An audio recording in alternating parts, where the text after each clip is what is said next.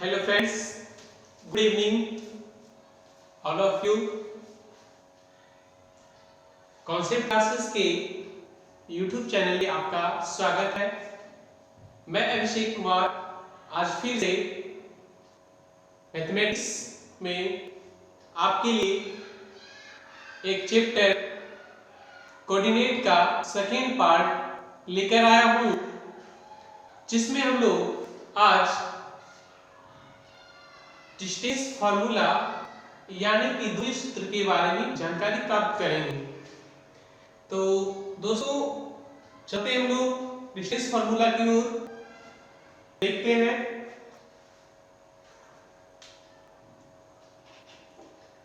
दूरी सूत्र में सबसे पहले हम सीखते हैं कि दूरी सूत्र है क्या। तो किसी भी प्लेन में एक बिंदु से दूसरे बिंदु तक के बीच का जो लंबाई ज्ञात करते हैं, यही है दूरी ज्ञात करना। यानी कि इसके लिए जो फॉर्मूला हम यूज होता है, जो हम प्रयोग करते हैं, उसको हम लोग बोलते हैं डिस्टेंस फॉर्मूला या फिर दूरी सूत्र बोलते हैं।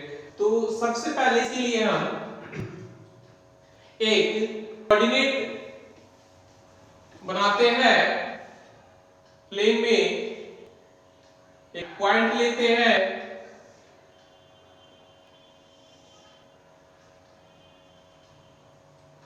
ये हमारा x हो गया, y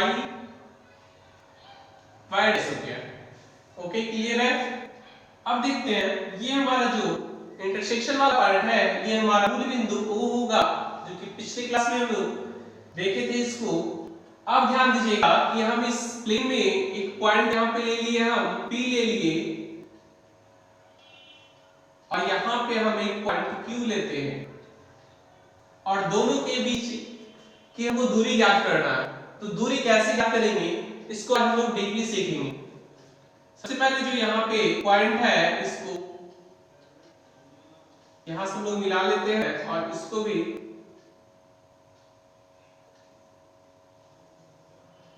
यहां से मिला लेते हैं। क्लियर है। अब इसको भी हम ऐसे मिला लेंगे।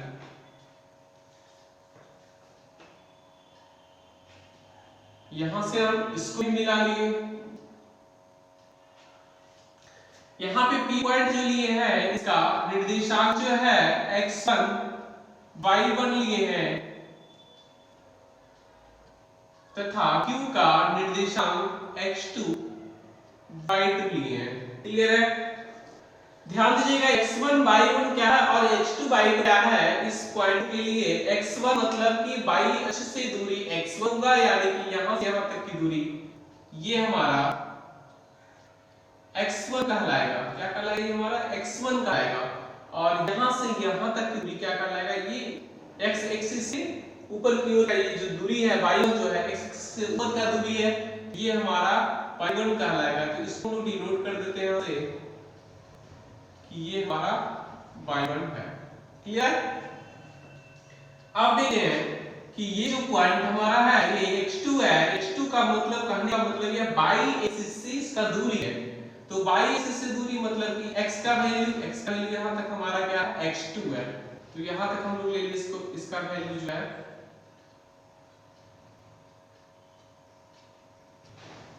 ये हमारा x2 हो गया।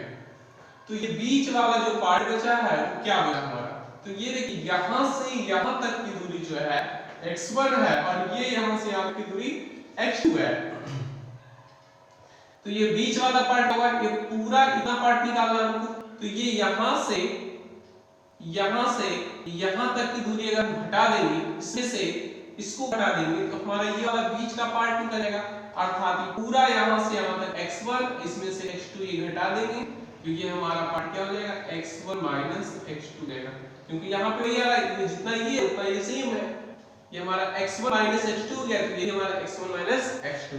सेम इसी टाइप से ये हमारा पूरा जो है y1 हो गया, और y2 हमारा यहाँ पे इस पॉइंट पे, यानी कहने का मतलब हमारा ये जो है y2 है, ये जो हमारा है y2 है।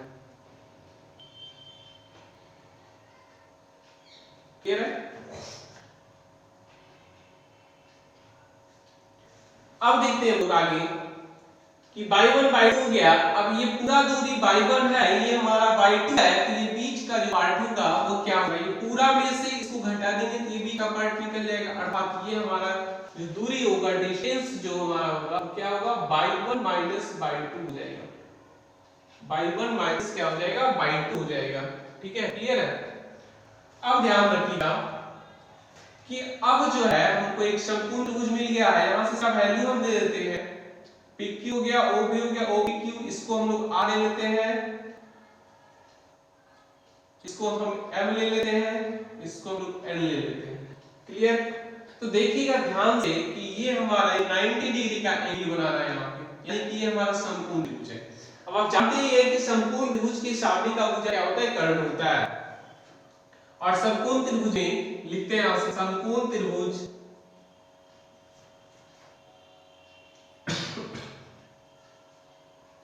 समकोण त्रिभुज PQR में, समकोण त्रिभुज PQR में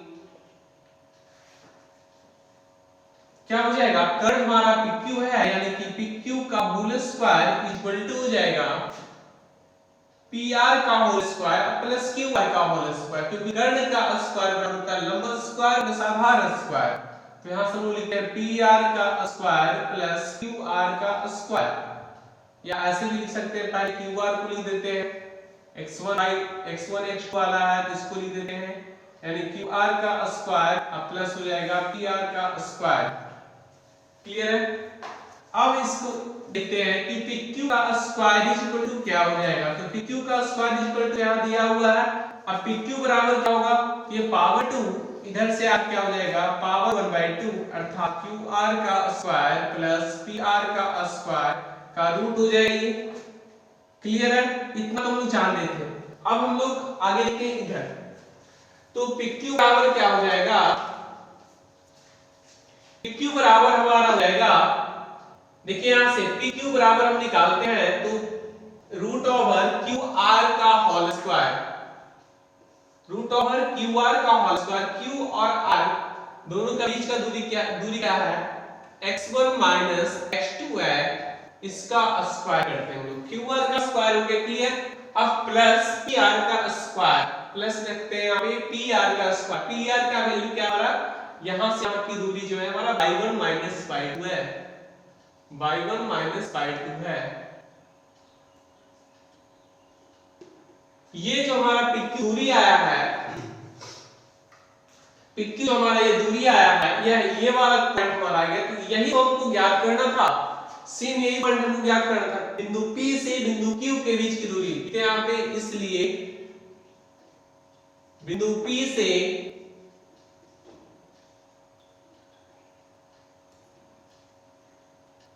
Q के बीच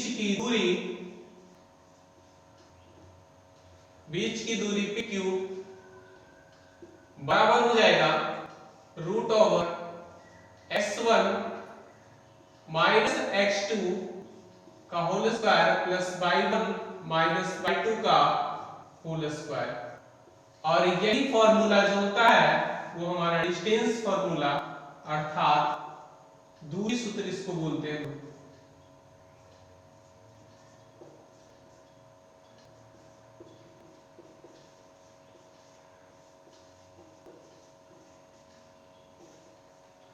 ध्यान रखिएगा, जब आप प्रॉब्लम बनाते हैं तो यहाँ पे स्टूडेंट्स को बहुत सारी कठिनाइयों का सामना करना पड़ता है। कैसे होता है कि बच्चे कंफ्यूज हो जाते हैं, कंफ्यूज कैसे होते हैं कि सर यहाँ पे बताया कि आपको x1 minus x2, y1 minus y2, और अभी सर बता रहे हैं कि x2 माइनस x1। एग्जाम्स में क्या होते हैं, वो कंफ्यूज हो जाते हैं कि कैसे बनाए तो मेरा आंसर सही होगा। इसके लिए घबराने की कोई जरूरत नहीं है, इसके लिए घबराना नहीं है, यहाँ पे सीख लेना आज और ये कंप्लीट हो जाएगा। जब किसी भी हम बिंदु का दूरी निकालते हैं, दो बिंदुओं के बीच का दूरी निकालते हैं, तो देख कैसे करते हैं हम। एग्जांपल लेते हैं, बिंदु P 1 2 तथा Q -2 4 के बीच की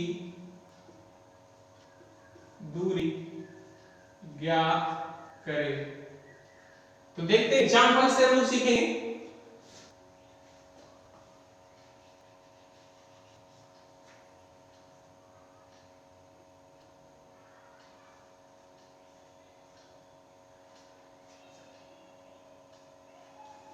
तो निकालते हैं बिंदु P तथा बिंदु Q के बीच की दूरी अर्थात PQ हो जाएगा। डायरेक्टली हम लिखते हैं तो PQ बराबर रूट ओवर क्या होता है कि ध्यान देना है, रूट तो कर लिए, अब ध्यान यहाँ पे देना है कि ये हमारा x का वैल्यू है, ये हमारा y का वैल्यू है, ये हमारा x का वैल्यू है, ये हमारा y का वैल्यू है, ये x1 y1 ये x2 y2।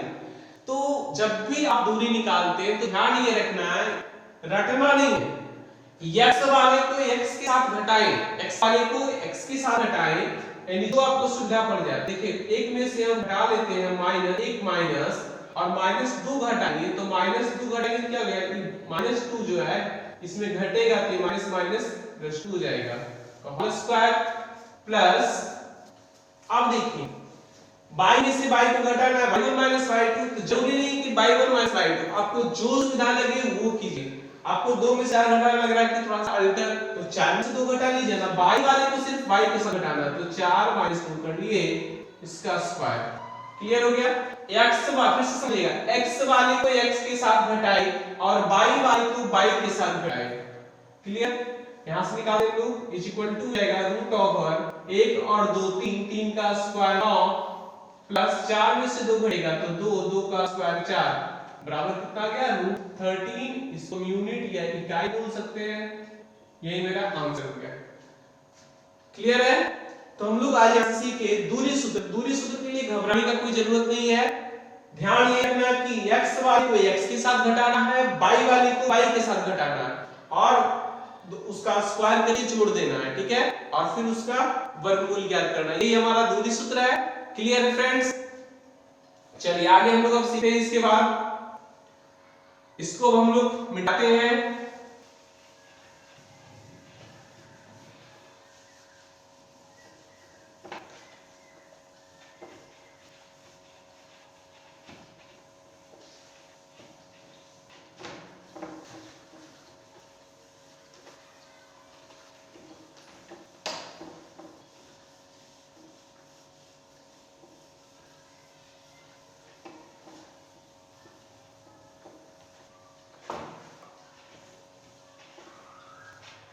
चलिए फ्रेंड्स आगे देखते हैं हम लोग डिस्टेंस फार्मूला का यूज देखते हैं। बहुत सारी चीजों में इसका यूज करते हैं, जैसे कि संरेखीय होने के लिए, समदूरस्थ के लिए करते हैं, जो कि एग्जाम्स में क्वेश्चन हमेशा पूछता है। 2 नंबर का, 3 नंबर का, 1 नंबर का भी क्वेश्चन दे देता है ऑब्जेक्टिव में। और साथ ही साथ इसमें कुछ हम शर्त को सीखते हैं। सबसे पहले सीखते हैं कि 3 आपको बिंदुएं दिया गया है, 3 बिंदुएं ए जिसका निर्देशांक दिया गया है आपको, कुछ भी है, 3 बिंदु है ए बी तथा सी है।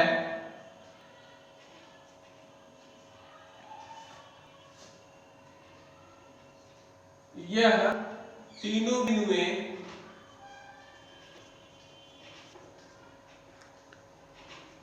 एक त्रिभुज का निर्माण करती है। एक त्रिभुज का निर्माण करती है। ध्यान रखिएगा किस टाइप का कौन त्रिभुज बनाता है, ये आपको ध्यान देना है।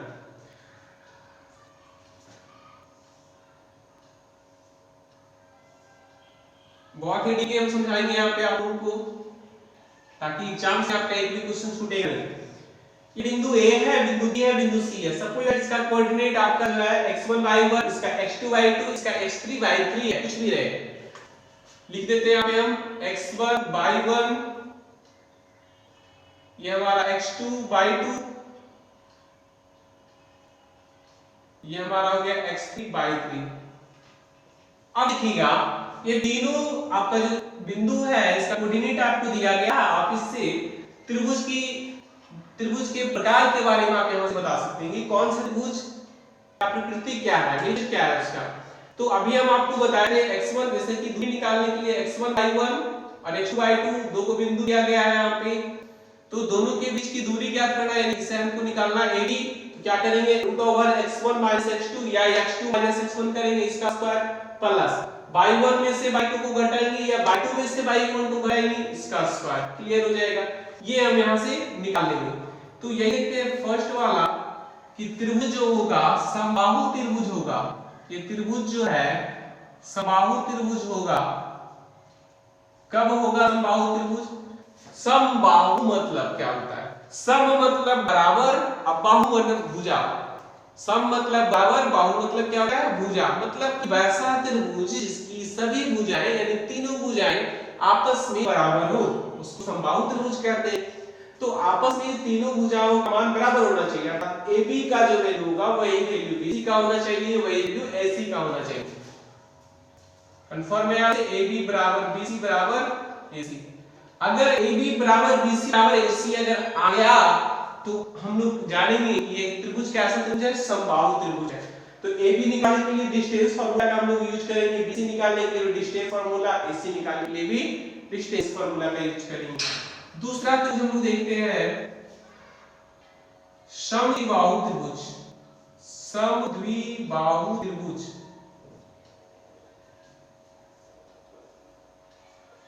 समद्विबाहु त्रिभुज क्या होता है, कैसे बोलेंगे इस त्रिभुज की क्या प्रॉपर्टी है, क्या गुण है जो इसको हम लोग बोलेंगे समद्विबाहु त्रिभुज है। तो इसमें क्या होगा, कोई भी दो भुजा आपस में बराबर, या तो ये भुजा इसके बराबर है तो ये नहीं बराबर होगा, या ये दोनों बराबर है तो ये अलग है, या तो ये दोनों आपका बराबर है तो ये अलग है। यानी कहने का मतलब AB बराबर BC है is not equal to AC है। कोई भी दो भुजा समद्विबाहु को हम ऐसे समझ सकते हैं, एक त्रिभुज है यहाँ पे 3 3 आइए 5, ये दोनों बराबर है, कहने का मतलब ये दोनों बराबर है तो क्या हो गया, ये समद्विबाहु त्रिभुज। इसी तरह से देख सकते हम लोग, ये 4 सेंटीमीटर, ये 4 सेंटीमीटर नीचे हो गया और ये आपका 5 सेंटीमीटर है। तो ये जो दोनों भुजा आपका बराबर आ रहा है, अर्थात कहने का मतलब ये समद्विबाहु त्रिभुज है, कंप्लीट है। अब देखिएगा आगे, अगर ये आपका 5 सेंटीमीटर, ये 7 सेंटीमीटर, ये दोनों भुजा आपस में बराबर हो गया और ये भुजा आपका बराबर नहीं है तो क्या कहेंगे, समद्विबाहु। सम मतलब बराबर, द्वि मतलब दो, बाहु मतलब भुजा, यानी कि वैसा त्रिभुज जिसकी दो भुजाएं आपस में बराबर हो उसको क्या बोलेंगे हम लोग, समद्विबाहु त्रिभुज बोलेंगे। क्लियर है फ्रेंड्स? चलिए आगे सीखते हैं हम लोग। तीसरा पॉइंट लेते हैं हम लोग, विषमबाहु त्रिभुज। विषम मतलब ऑड, ऑड इसको बोलते हैं विषम को, नीचे में को विषमबाहु त्रिभुज।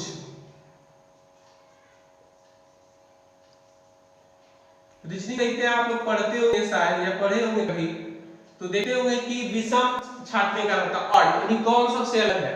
तो यहाँ पे क्या है, विषमबाहु मतलब कि विषम मतलब कि सब अलग अलग होगा, बाहु विषमबाहु मतलब सभी भुजाएं अलग अलग, वैसा त्रिभुज जिसका सभी भुजाओं का मान अलग अलग। जैसे कि देखिए यहाँ पे ये 2 सेंटीमीटर, 4 सेंटीमीटर, 5 सेंटीमीटर, ये आपका देखिए यहाँ से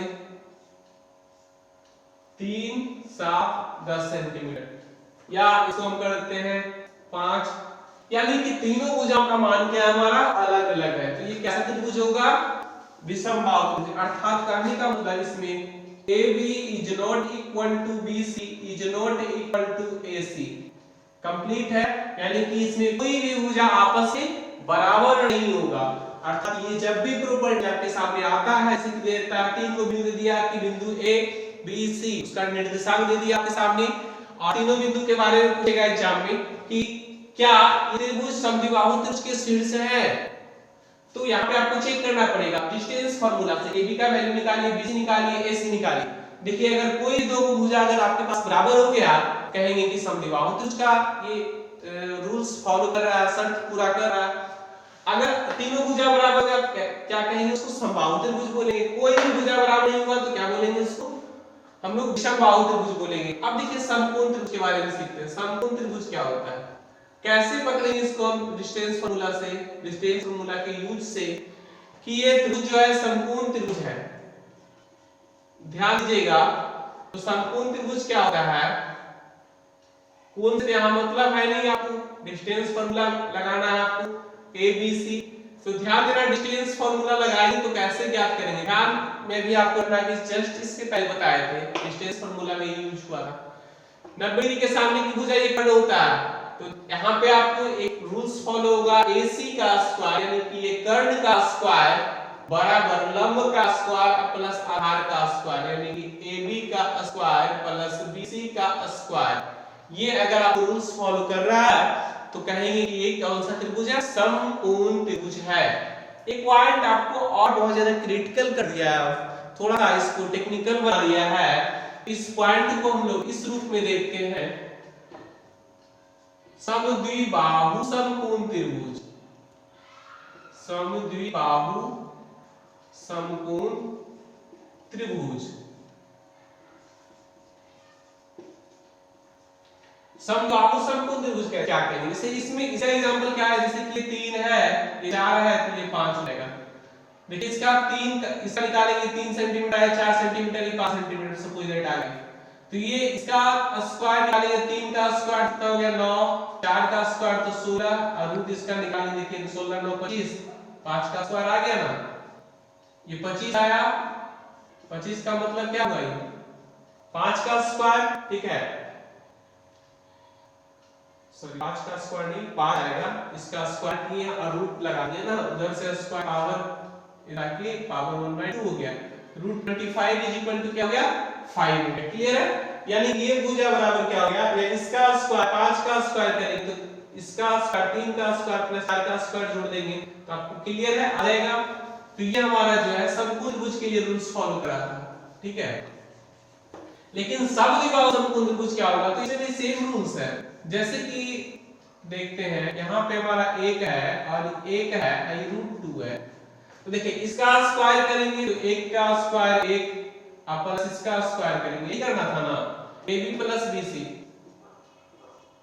AB का स्क्वायर तो AB का स्क्वायर 1 का स्क्वायर, BC का स्क्वायर BC का स्क्वायर 1 का स्क्वायर बराबर क्या होगा, इसका स्क्वायर देखिए हो जाएगा AC का स्क्वायर तो √2 का स्क्वायर, देख लीजिए ध्यान से 1 का स्क्वायर 1 प्लस 1 का स्क्वायर 1 बराबर कितना आ गया √2 का स्क्वायर 2। क्लियर है, तो ये हमारा समद्विबाहु समकोण त्रिभुज होगा। इसमें क्या होगा कि दो भुजाएं तो बराबर तो होगा ही, और AB square plus BC square बराबर AC स्क्वायर होगा, AC स्क्वायर बराबर AB square plus BC square, ठीक है। और तथा यहाँ पे लिख रहे हैं AB बराबर BC होगा, दोनों भुजा भी क्या होगा सेम होगा। क्लियर, तो समद्विबाहु समकोण त्रिभुज आज हम लोग इसके लिए यहाँ तक कि कोई भी आपको इनको बिंदु दिया रहेगा तो आसानी से आप याद कर सकते हैं कि ये त्रिभुज कौन सा त्रिभुज है, तीनों बिंदु का जो दिया हुआ है, तीनों शीर्ष जो दिया हुआ है वो किस त्रिभुज के शीर्ष है। क्लियर, आई होप आपको समझ में आया होगा। जैसे आगे आप हम लोग देखते हैं इसके बाद चतुर्भुज के बारे में सीखते हैं।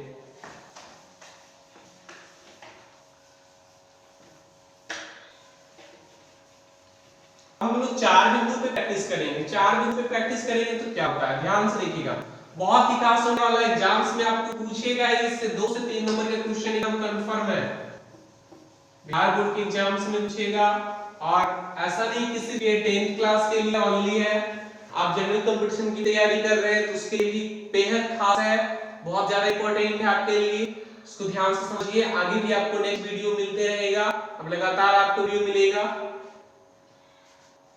चलिए फ्रेंड्स देखते हैं आगे हम लोग। अब हम लोग 4 बिंदु लेते हैं, 4 बिंदु में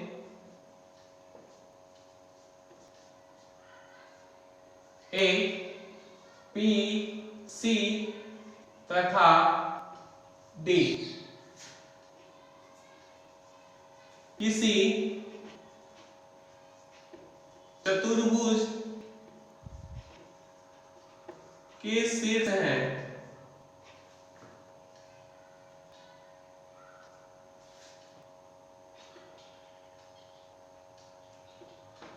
तो चतुर्भुज का प्रकार ज्ञात करना। कैसे ज्ञात करेंगे, 4 को बिंदु आपको दिया हुआ है, एक चतुर्भुज लेते हैं हम लोग,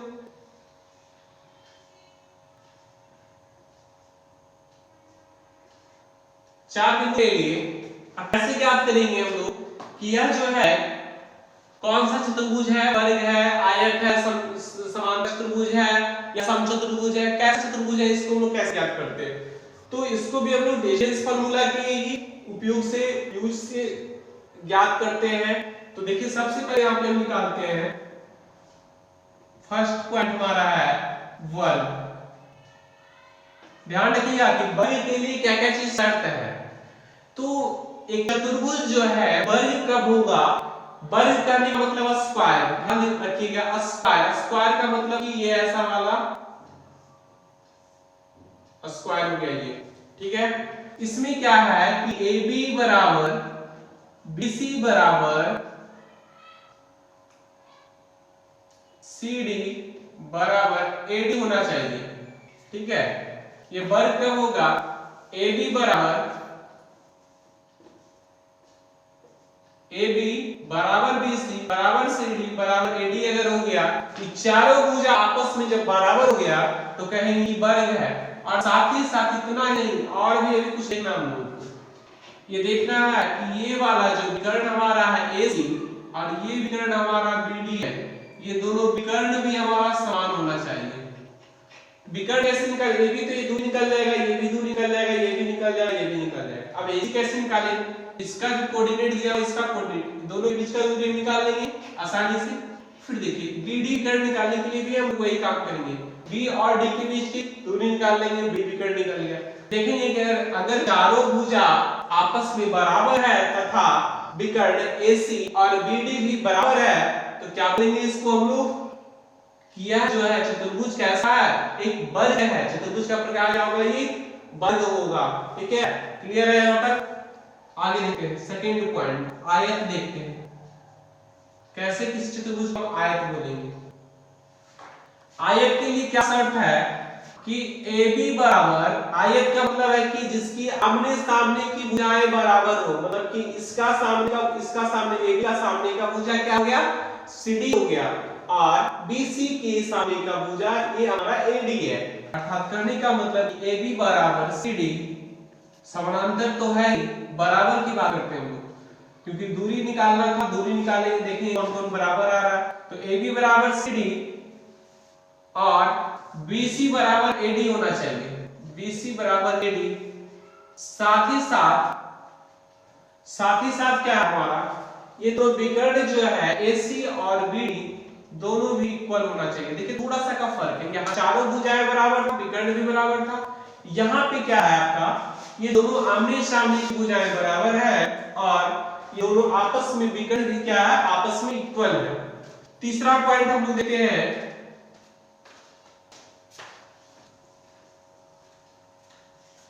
समांतर चतुर्भुज। समांतर चतुर्भुज किसको बोलेंगे हम लोग? तो ध्यान रखिएगा समांतर चतुर्भुज के लिए यह एक आयत ही होता है, आयत के जैसा ही होता है। इसमें क्या हो जाएगा? AB बराबर CD, BC बराबर AD, यही तक होगा। अब इसमें AC और BD जो है इक्वल नहीं होगा, AC और BD जो है इसमें इक्वल नहीं होगा, यही इसका शर्त है बस। चौथा पॉइंट हमारा है समचतुर्भुज।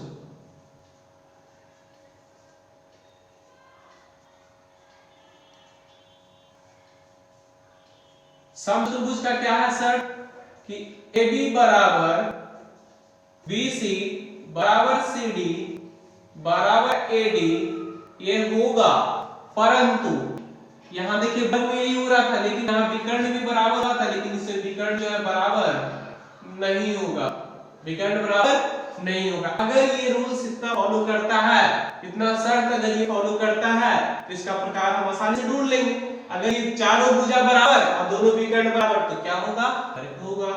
आयत की बात करते हैं तो देखिए आमने सामने की भुजा बराबर और दोनों विकर्ण आपस में बराबर, तो क्या बोलेंगे इसको हम लोग? आयत हो जाएगा। समांतर चतुर्भुज की बात करते हैं तो समांतर चतुर्भुज में क्या होगा? ये दोनों जो है आमने सामने की भुजा बराबर, इधर ये भुजा इसके बराबर और ये भुजा इसके बराबर, आमने सामने की भुजा बराबर, परंतु इसका विकर्ण AC बराबर BD नहीं होगा, ठीक है। तो इसको बोलेंगे समांतर चतुर्भुज बोलेंगे। समचतुर्भुज किसको बोलेंगे? यदि इसका चारों भुजा A B B C C D और ए चारों भुजा बराबर है, परंतु AC is not equal to BD, यानी कि दोनों विकर्ण आपस में बराबर नहीं है, सिर्फ यही तक चारों भुजा बराबर है, तो इसको बोलेंगे हम लोग समचतुर्भुज बोलेंगे। यहां तक क्लियर है? Any problem? आई होप आपको ये भी पॉइंट अच्छे से समझ में आया होगा। अब जो है हम आपको ले चलते हैं संरेखी की ओर। संरेखी क्या होता है? कॉलिनियर। तीन बिंदु या तीन से अधिक बिंदु है, तीन बिंदु में संरेखी होंगे, तीन बिंदु में संरेखी है। कब संरेखी है? जैसे कि हम संरेखी का मतलब क्या होता है? संरेख मतलब कॉलिनियर। तीन पॉइंट लेते हैं ए बी और सी, तीन पॉइंट हम लोग लिए हैं, तीन पॉइंट लिए हैं और बता रहे हैं कि ये तीनों पॉइंट जो है संरेखी है। संरेखी मतलब कि एक ही रेखा पर स्थित है। संरेखी का मतलब होता है फ्रेंड्स एक ही रेखा पर स्थित होना चाहिए, तीनों बिंदु जो है एक ही रेखा पर स्थित होना चाहिए। तो देखते हैं यहां से दूरी सूत्र का प्रयोग करते हैं, AB और यहां से BC निकालते हैं और AC निकालते हैं। तो तीनों बिंदु में संरेख कब होंगे? जब हम लोग का दूरी AB, देखिए यहां से AB और प्लस BC, ये दूरी और ये दूरी AB प्लस BC बराबर क्या हो जाएगा? ये पूरा AC यहां से यहां तक, ध्यान से समझ सकते हैं छोटा छोटा पॉइंट। AB जो है इतना ये और BC ये है, इस दोनों को अगर आपस में जोड़ेंगे तो क्या यहां से यहां तक पूरा पॉइंट हो जाएगा ना, अर्थात AB बराबर BC बराबर अगर AC हो गया तो इसको क्या बोलेंगे हम लोग? संरेखी है। दिक्कत? आगे हम लोग चैप्टर में चलेंगे, इसका हम लोग बहुत सारा एग्जांपल्स भी देखेंगे। आज लोग सिर्फ इसको सीखे हैं, थ्योरी सीख ली है आज हम लोग, इसका एग्जांपल्स हम लोग देखेंगे आगे की क्लास में। नेक्स्ट क्लास में आपको मिलेगा प्रैक्टिस सेशन में। ये संरेखी हो गया। आगे हम लोग बढ़ते हैं, समदूरस्थ के लिए पॉइंट लेते हैं।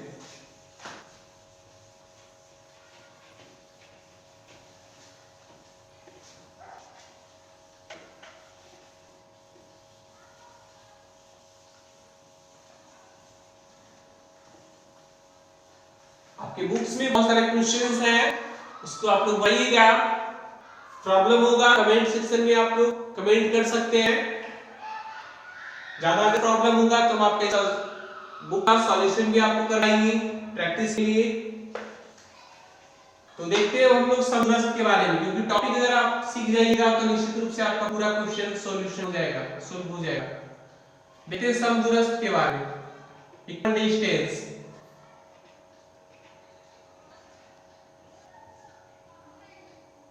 समदूरस्थ क्या होता है? जैसे कि एक और पॉइंट हम आपको बता दें, ध्यान दीजिएगा। एक प्लेन है, ये हमारा x अक्ष है, x और x डैश, ये हमारा y अक्ष है, y और y डैश, ये हमारा मूल बिंदु O है। ध्यान दीजिएगा इस पर सिर्फ और सिर्फ x का ही वैल्यू होता है ना, और इस पे पूरा क्या होता है? ओनली y का वैल्यू होता है। तो इस पे जो है सिर्फ और सिर्फ x का ही मान होगा, लेकिन इस y का मान होगा नहीं होगा। देखिए इस पर, इस पूरे रेखा पर y का मान कहां होगा? यहां पे सिर्फ होगा, क्योंकि यहां पे y मिला है, तो y यहां पे क्या होता है? सिर्फ सिर्फ 0। यहाँ पे हम लोग एक पॉइंट बना के लिखते हैं, x अक्ष पर y निर्देशांक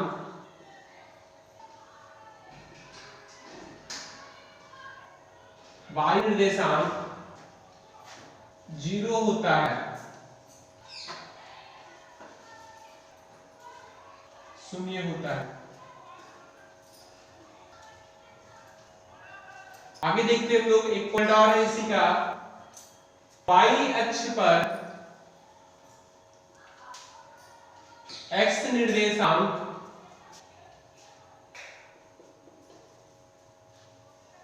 x निर्देशांक 0 होता है।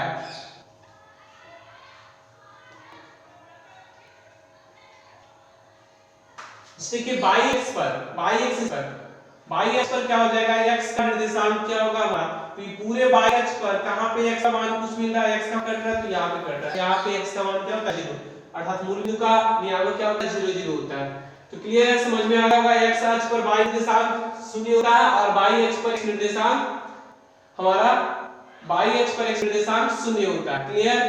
जैसे कि हम यहां पे बोलते हैं, एक पॉइंट लेते हैं कि x एक्सिस पर x अक्ष पर किसी बिंदु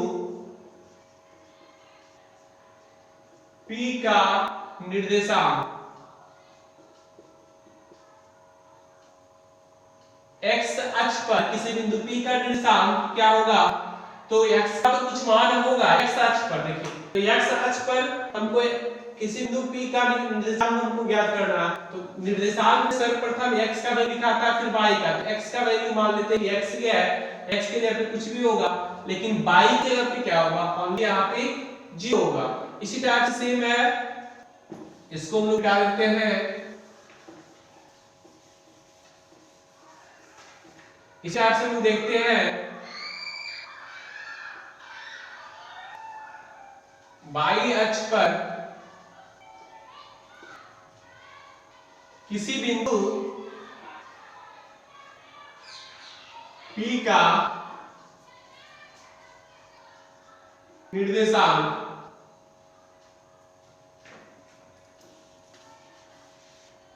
किसी बिंदु P का निर्देशांक क्या होता है P का निर्देशांक, तो ध्यान दीजिएगा y अक्ष पर कोई पॉइंट लेते हैं तो y अक्ष पर भी पहले x का वैल्यू लिखाएगा फिर y का वैल्यू लिखाएगा। तो y अक्ष पर x नियामक क्या होता है, y अक्ष पर x निर्देशांक 0, तो x का मान हो गया 0 और y का मान लेते हैं कि y होगा, ये y की जगह कुछ भी होगा। ये दोनों पॉइंट जो है आपका काफी ज्यादा इंपॉर्टेंट है और एग्जाम में भी 10th क्लास के बोर्ड एग्जाम में पूछता है, या आपको क्वेश्चंस बनाने में आपको ये सहायता प्रदान करेगा। जैसे देखते हैं यहाँ पे हम लोग लेते हैं x अक्ष पर एक पॉइंट लेते हैं क्वेश्चन, x अक्ष पर, इसमें भी डिस्टेंस फार्मूला का यूज होता है। x अक्ष पर कोई बिंदु P है जो 2 3 तथा -1 2 से समदूरस्थ है, समदूरस्थ है। ध्यान दीजिएगा x अक्ष पर कोई पॉइंट है, ठीक है, x अक्ष पर कोई पॉइंट है और यहाँ पे 2 3 से जो बिंदु A 2 3 तथा बिंदु B -1 2 से समदूरस्थ है। 2 3 यहाँ पे हम लोग लेते हैं, यहाँ पे x अक्ष पर कोई पॉइंट है तो x एक्सिस पर कोई पॉइंट P ले लिए, इसका यहाँ हम लोग x y ले लिए और यहाँ से हमारा 2 3 जो है एक पॉइंट है और इधर जो है हमारा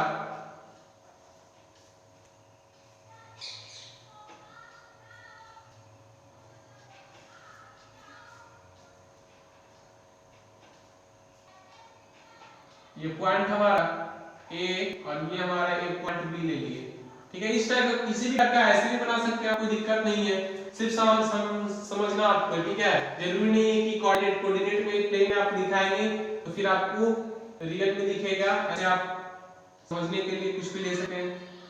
तो यहाँ पे हमारा पॉइंट हो गया -1 2। अब ध्यान दीजिएगा कि यहाँ पे x अक्ष पर कोई बिंदु P है, इसे x अक्ष पर सॉल्यूशन यहाँ पे हम लिखते हैं x अक्ष पर किसी बिंदु P का निर्देशांक P का निर्देशांक क्या हो जाएगा, x अक्ष पर कोई बिंदु P है, P का निर्देशांक क्या होगा, तो x का तो वैल्यू होगा, y का वैल्यू क्या होगा 0 होगा। क्लियर है, क्या हो जाएगा यहाँ से x और 0 होगा। अब ध्यान दीजिएगा इसको मिटा देते हैं हम लोग,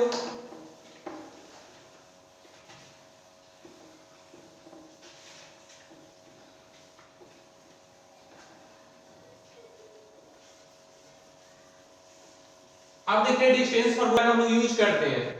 क्या होता है ऐसे बोल रहा है कि दोनों पॉइंट जो है एक्स अक्ष पर कोई बिंदु P है जो a 2 3 तथा B -1 से समदूरस्थ है, अर्थात ये बिंदु P जो है इससे और इससे दोनों बराबर दूरी पर है, अर्थात कहने का मतलब कि PA बराबर क्या है PB है।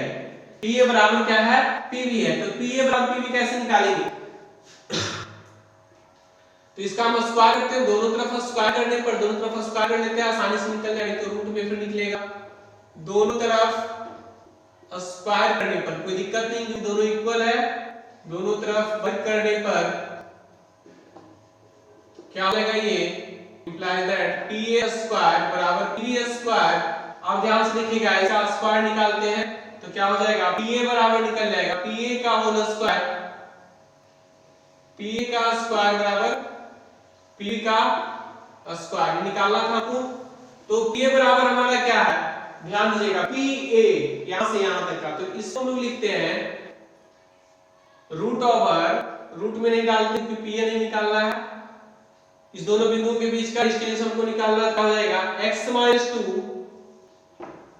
का होल स्क्वायर प्लस 3 - 0 का होल स्क्वायर। ऐसे हम लोग रूट डालते थे क्योंकि यहाँ पे P रहता तो रूट डाल दे, लेकिन स्क्वायर में रूट डालने का कोई जरूरत है नहीं, बराबर हो जाएगा।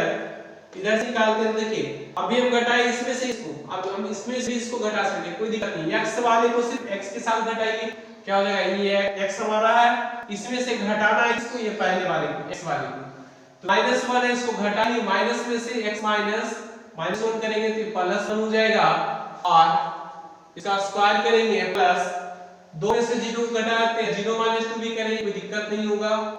क्यों नहीं हुआ? क्योंकि यह स्क्वायर हो जाता है, जैसे कि 2 - 0 करेंगे तो 2 का स्क्वायर 4 होगा, और अगर 0 - 2 भी करें तो ये भी आना -2 का स्क्वायर क्या आता है? 4 ही आता है, इससे कोई फर्क नहीं पड़ता है।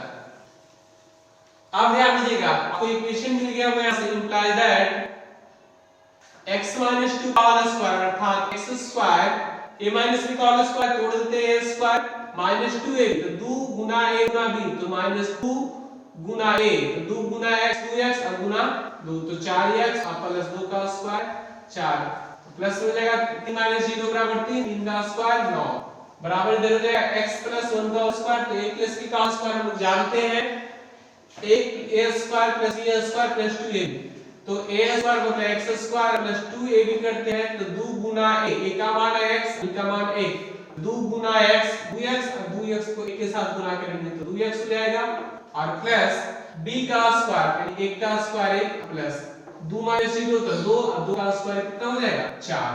क्लियर है?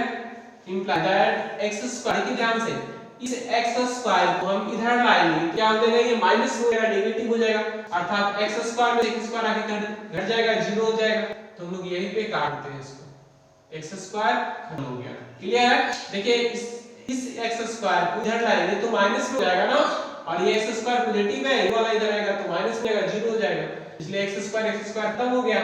अब लीजिएगा -4x है, ये प्लस x इधर आके क्या हो जाएगा? -2x हो जाएगा। क्लियर? और इधर क्या है? प्लस 9 4 13 हो गया, इसको लोग उधर भेज देते हैं सबको, तो बराबर इधर देखिए 4 और 1 5 हो गया, 5 है ना, 4 और 1 5 हो गया, और 9 और 13 इधर प्लस में, दोनों जुटा इधर तो 13 प्लस में, उधर क्या हो जाएगा? माइनस में 13। क्लियर? यहां से लिखिएगा -4x - 2x -6x = क्या हो गया? 5 में से 13 घटेगा, ये प्लस में माइनस में।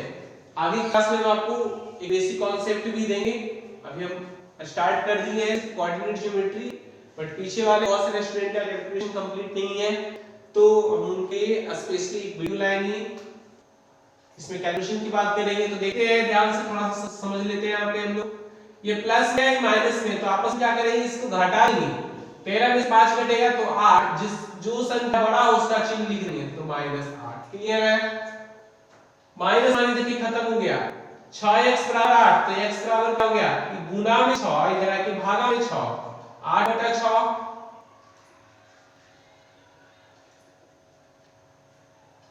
4 2 से काट दे, 4 दूनी 8, 3 दूनी 6, इंप्लाई दैट x बराबर क्या आ गया? 4 बटा 3।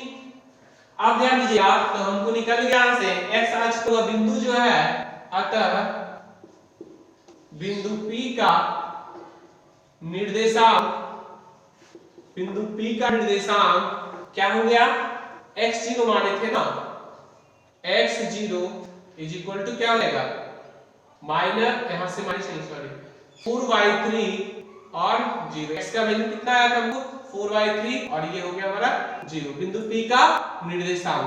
क्लियर है, कंप्लीट हो गया। यहाँ से आज हम लोग सीखे हैं स्टेन्स फार्मूला, उसमें से त्रिभुज के प्रकार के बारे में जाने, चतुर्भुज के प्रकार के बारे में जाने, और साथ ही साथ समदूरस्थ सीखे और हम लोग संरेखी के बारे में सीखे हैं। तो मैं आशा करता हूं कि आपको ये वीडियो पसंद आएगा, आप अच्छे से देखें। आपसे मेरा निवेदन है कि इस वीडियो को आप शुरू से अंत तक जरूर देखें, और साथ ही साथ अगर आप लोग अभी चैनल को सब्सक्राइब नहीं किए हैं तो सब्सक्राइब करें, लाइक करें और अपने दोस्तों के साथ शेयर करें, क्योंकि ये चैनल जो है आपके लिए बहुत ज्यादा खास होने वाला है। हम आपके लिए प्रत्येक दिन एक नए वीडियो लेकर आएंगे, जिससे आपका तैयारी जो है एग्जाम का बिल्कुल कंटिन्यू होते रहेगा, लॉकडाउन का कोई प्रभाव नहीं पड़ेगा। और आप लोगों से एक और गुजारिश है, एक आग्रह है कि आप लोग अपने घरों में रहिए और सुरक्षित रहिए, ठीक है। तो आज के लिए बस यही, अगले क्लास में हम लोग लेकर आएंगे नेक्स्ट वीडियो, इसमें कोऑर्डिनेट ज्योमेट्री का जो है पार्ट 3 चलेगा। तो आज के लिए इतना ही रहने देते हैं। Thank you.